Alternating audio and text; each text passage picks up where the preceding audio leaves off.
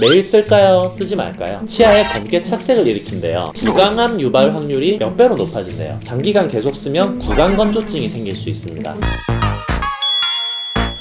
안녕하세요. 치대 나온 남자 치과의사 고광욱입니다. 국내 인지도 1위 가그린, 그리고 세계 인지도 1위 리스테린, 바로 구강청결제인데요. 요즘 구강청결제 광고가 TV나 인터넷에 굉장히 많이 나오죠. 광고에서는 이 구강청결제를 아침 저녁으로 매일 2번씩 쓰면 아똥이라고 하는 심한 아침 입냄새를 확 줄여준다고 해서 요즘 화제가 되고 있습니다. 그런데 치과의사들은 이 구강청결제 얘기만 나오면 절대 매일 쓰면 안 된다고 강조를 해요. 제조사에서는 매일 쓰라고 그러고 치과의사들은 그러면 안 된다고 그러고, 누구 말이 맞는 걸까요? 매일 쓸까요? 쓰지 말까요?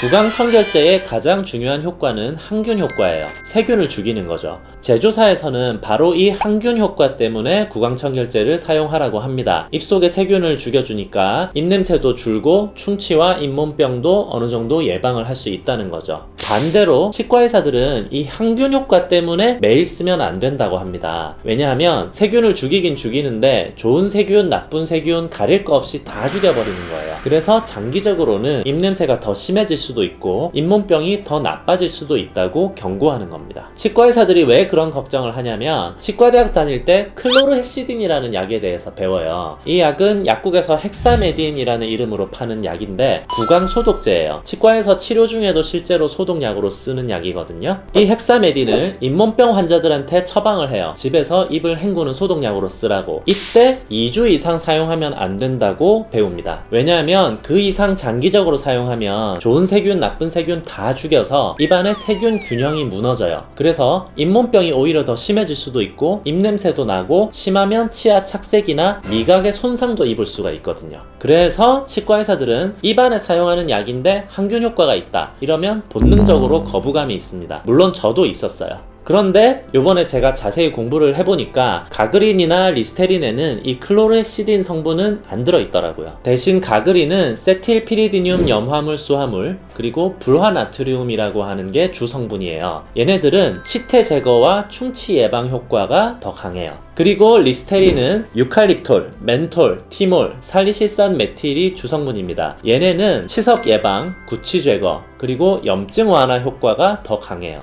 그래서 가그린, 리스테린 둘 다 항균 효과가 있기는 하지만 헥사메딘하고는 좀 달라서 제조사에서 안내하는 사용법대로 아침 저녁 2번씩 소량으로 30초 정도 입 헹구는 정도로 쓰면 구강 내의 세균 균형을 무너뜨리지는 않는다고 합니다. 매일 써도 안전하다는 얘기죠.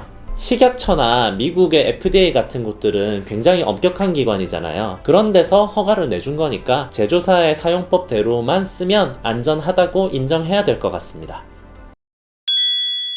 치과의사들은 구강청결제 속의 알코올 성분에 대해서도 걱정을 합니다. 이 구강청결제에 알코올이 들어가는 이유는 입속의 불순물들을 녹여서 씻어내기 위해서예요. 기름기 같은 거는 물만으로는 잘 안 씻어지잖아요. 그런데 이 알코올은 입안의 수분까지도 휘발시켜버려요. 그래서 장기간 계속 쓰면 구강건조증이 생길 수 있습니다. 입안이 건조해지면 충치, 잇몸병, 입냄새에 다 안 좋거든요. 그런데 이 알코올 성분도 마찬가지로 하루 2번 30초 동안 소량 사용하는 정도로는 구강건조증을 유발하지는 않는다고 합니다. 하지만 그래도 찝찝한 분들이 계실 거예요. 저도 좀 찝찝하거든요. 그래서 가그린 제로, 리스테린 마일드 이렇게 알코올 성분이 들어있지 않은 제품도 나와 있다고 합니다. 저도 사실은 그동안 가그린, 리스테린 매일 쓰면 안 된다고 굳게 믿고 있었어요. 얼마 전에 그런 영상도 찍었었거든요. 어느 정도는 오해였던 것 같습니다. 동아제약, 존슨앤존슨 관계자 여러분, 미안합니다.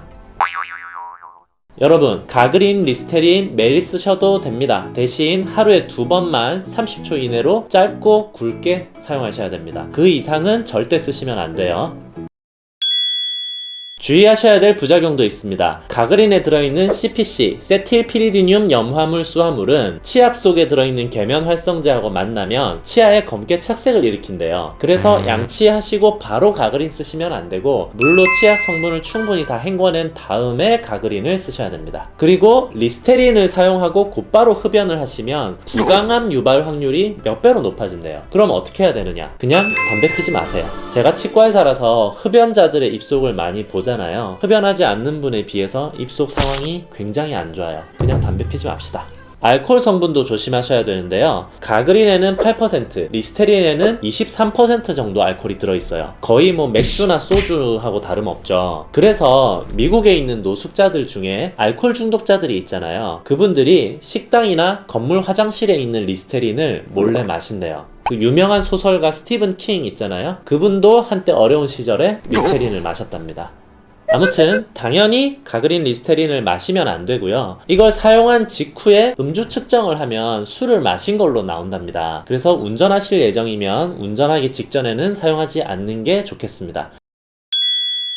그런데 제가 걱정되는 게 있어요. 가그린 리스테린은 옵션이에요. 플러스 알파예요. 양치를 완벽하게 하고 치실도 사용하신 다음에 추가로 구강청결제를 쓰시는 거예요. 나는 가그린 리스테린 매일 쓰니까 양치도 대충 해도 되고 치실은 안 써도 된다. 이런 건 절대 아닙니다. 치과 의사들이 걱정하는 거는 사람들이 가그린이나 리스테린 같은 구강청결제가 양치나 치실을 대신한다고 생각할까봐 그게 걱정되는 겁니다.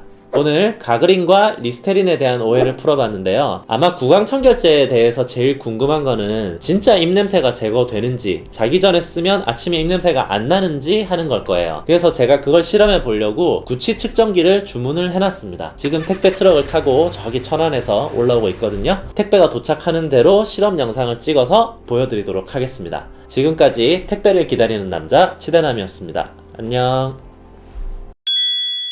이거 진짠지 제가 실험해 보려고 음주 측정기를 지금 주문을 해놨거든요. 실험을 해서 영상을 올려드릴 테니까 궁금하신 분은 구독 부탁드립니다.